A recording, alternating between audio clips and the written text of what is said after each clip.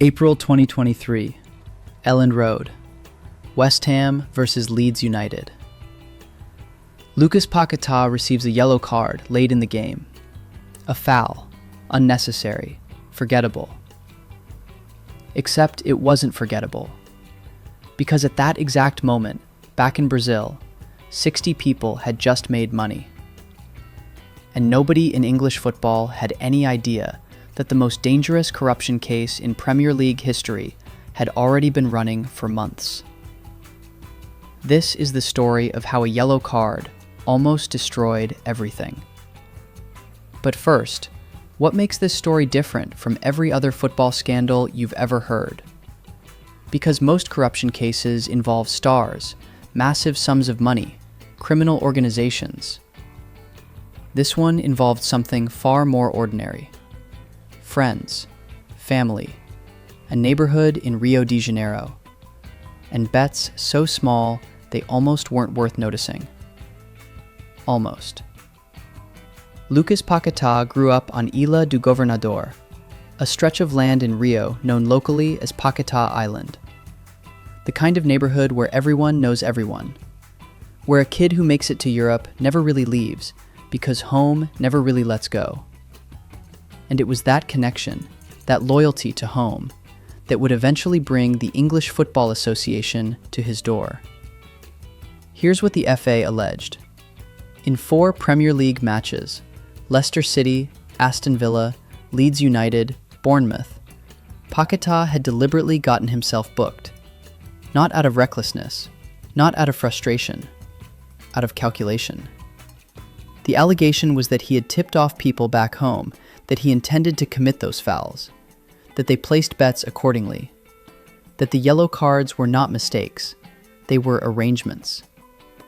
60 bettors, accounts opened on the same days as the matches, all of them traced back to the same small neighborhood in Rio de Janeiro, the neighborhood where Paquetá was born. The bets were not large, £7, £40. The biggest single wager was around £400.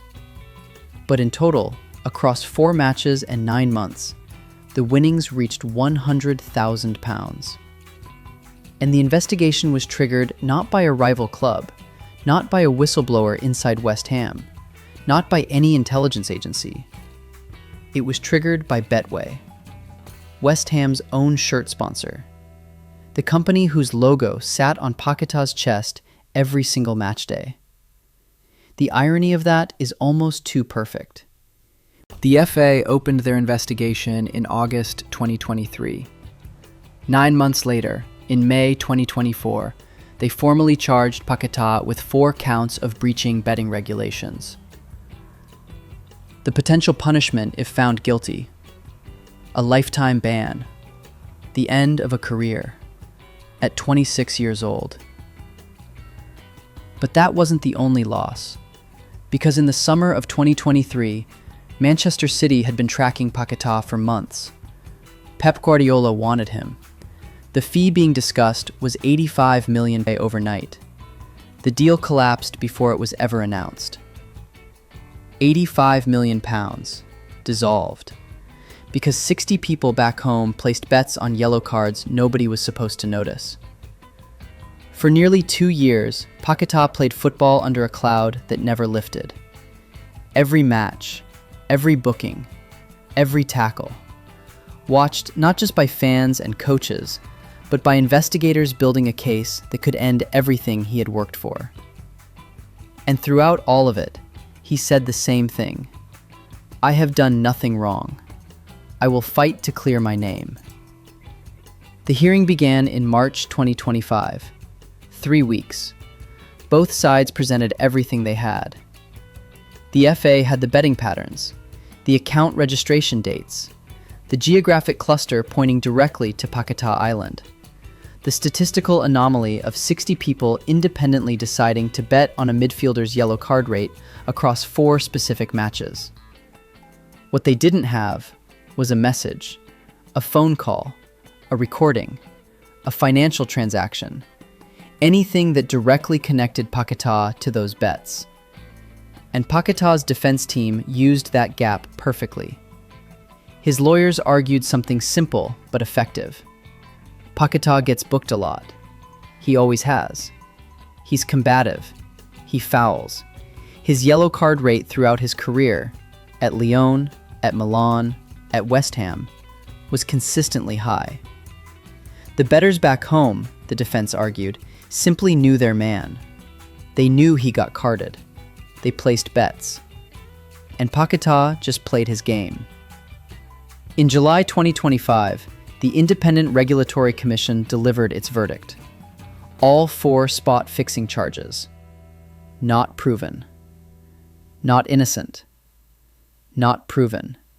Which in a legal sense means exactly the same thing, but in a human sense leaves a very specific kind of question hanging permanently in the air. Paquetá did not escape entirely. The commission found him guilty of 2 breaches of FA Rule F3, failing to cooperate fully with the investigation. The punishment? A reprimand, and a warning about his future conduct. That was it. 2 years, £85 million in lost transfer fees. One of the most discussed integrity investigations in Premier League history. And the conclusion was a warning. Here's where I land on this. The legal verdict says not proven. I respect that. It's how justice is supposed to work. The FA needed evidence beyond reasonable doubt, and they didn't clear that bar. That's the system functioning as it should. But here's what the system also produced. 60 people from the same small neighborhood in Rio de Janeiro placed bets on a very specific outcome in 4 separate matches, with accounts opened on the exact same days as the games. And the conclusion we are asked to accept is coincidence. A reprimand is not a proportionate response to conduct this suspicious. The cooperation failures alone, the 2 proven breaches, warranted more than a handshake and a warning. You don't spend 2 years investigating one of the most serious corruption allegations the Premier League has ever seen, prove that the player actively obstructed your investigation, and then send him home with a note. Football's integrity depends on one thing above everything else: that what happens on the pitch is real. That the yellow card in the 73rd minute wasn't arranged the night before. When that belief is damaged, even by suspicion, even by circumstance without a smoking gun, the response needs to match the seriousness of what was at stake. Lucas Paquetá returned to West Ham. He trained, he played, he thanked God and said he was ready to smile again. And 60 people in Rio de Janeiro kept their £100,000. The case is closed. The FA said so. West Ham said so. Paquetá's lawyers called it a vindication. Maybe it was. Maybe the FA simply couldn't get there, and a genuinely innocent man spent 2 years under a cloud he never deserved. Or maybe the most sophisticated betting integrity investigation the Premier League had ever conducted ran into the oldest problem in corruption cases. The people who needed to talk didn't. The yellow cards were real. The bets were real. The money was real. Everything else, apparently, was not proven. If this kind of story is what you're here for, subscribe to Brazil Uncovered Files. Every week, we go deeper into the stories from Brazilian football and culture that never make it into English. The cases that get buried. The scandals that get forgotten. The truth that takes years to surface. We'll be here when it does.